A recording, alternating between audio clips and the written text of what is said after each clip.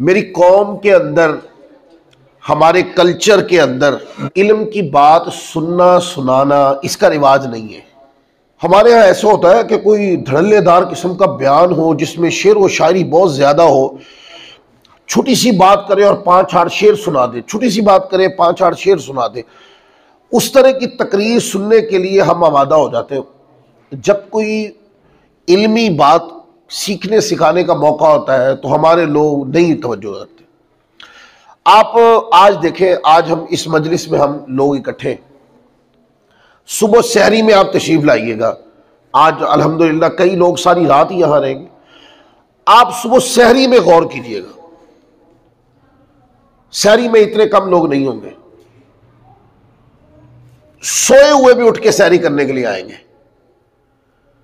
क्या है? खाना है। और इल्म की मजलिस में, जिक्र दरूद की मजलिस के अंदर लोग शामिल नहीं होंगे। तो फिर जिंदगी का मकसद क्या है? खाना पीना। इन सारी बातों के ऊपर बड़ी तवज्जो की जरूरत है। होना ऐसा चाहिए कि खाने की मजलिस में लोग कम हो, इल्म की मजलिस में ज्यादा होने चाहिए। तो इसलिए जब भी कभी इस तरह की बाबरकत रात आए, जैसे मेराजुन नबी की रात गुजर गई है, या बड़ी 11वीं शरीफ पर हम इस तरह की महफिल करते हैं, या इसके अलावा मिलादुन नबी पे करते हैं, या शब बरात पे करते हैं, या फिर ख़त्म कुरान की रात करते हैं, तो सबको चाहिए कि वो इस नीयत के साथ आए कि यार ये बाबरकत मजलिस है, मालूम नहीं ये हमारी बख्शिश का जरिया बने, मालूम नहीं हमारी बख्शिश इसी मजलिस में लिखी हो। तो इस नीयत के साथ मजालिस के अंदर इल्म हासिल करने के लिए आना चाहिए। क्योंकि बाज़ मरतबा ऐसा होता है, इस पर एक हदीस सुनाता हूँ हज़रत हुज़ैफ़ा बिन यमान रज़ी अल्लाह ताला अन्हु।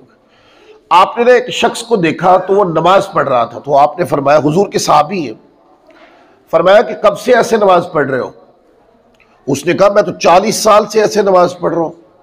आपने फरमाया ये समझो कि 40 साल से तुमने नमाज नहीं पढ़ी, क्योंकि वो जो नमाज पढ़ रहा था वो नमाज के अंदर ऐसी अगलात कर रहा था कि जिससे नमाज होती ही नहीं है। उसने नमाज पढ़ने पर तो जोर रखा, नमाज सीखने पे जोर नहीं दिया। तो फिर वो गलती साला साल चलती रही। तो हज़रत हुज़ैफ़ा बिन यमान जो हुजूर के साहबी, उनके सामने आई तो आपने फरमाया ये समझो 40 साल में कुछ भी नहीं किया तुमने। ये इल्म की मजालिस से दूर होने के नतीजे। मैं कई ऐसे लोगों को जानता हूं जिंदगी में मेरे साथ, यानी मुझे मिले वो, कि जिन्होंने गुस्ल करने का कामिल तरीका भी शादी से 5 दिन पहले सीखा है। जब वो आके पूछ रहे हैं तो इसका मतलब यह कि उनके पास पहले तरीका नहीं है, या तरीका है तो कि फरूई है, जो शरई तरीका है वो उनके पास नहीं है। और फिर जब मैंने उनसे पूछा कि नमाज के बारे में, गुस्ल के बारे में, या फ़राइज़ दीनिया के बारे में, वाजिबात दीनिया के बारे में, तो यकसर मसाइल से उन्होंने इनकार किया कि मुझे इसका इल्म नहीं। इसकी वजह मजलिस इल्म में हाजिर ना होना। लिहाजा ऐसी मजलिस जहां पे इल्म की बात की जाए, कुछ संजीदगी की बात की जाए, जहां पर हदीस की बात की जाए, वहां पर कोशिश करके अपने आप को बिस्तर से उठाएं। दिन का टाइम है तो टाइम निकालें। इल्म की मजालिस रोजाना नहीं सजती, कभी कभी हफ्ते में एक बार तो जुमे की महफिल मजलिस आती है, या इसके अलावा कोई मुकद्दस रात आए तो मौका मिलता है पढ़ने, सीखने, समझने का। तो ऐसे मौके पे अगर अपना काम छोड़कर भी सीखने के लिए जाना पड़े तो छोड़ दे काम को, सीखने के लिए जाए। उसका मतलब यह है कि इससे जो जिंदगी में फायदा होना है, जो बरकत होनी है, वो हमारे वहमो गुमान से भी कभी नहीं गुजरी होगी। और मैंने एक ये देखा है, कई लोग मुझे ऐसे मिलते हैं, उन लोगों को मैंने अहले सुन्नत होने में भी कच्चा देखा है। अच्छा, वो क्यों कच्चे हैं?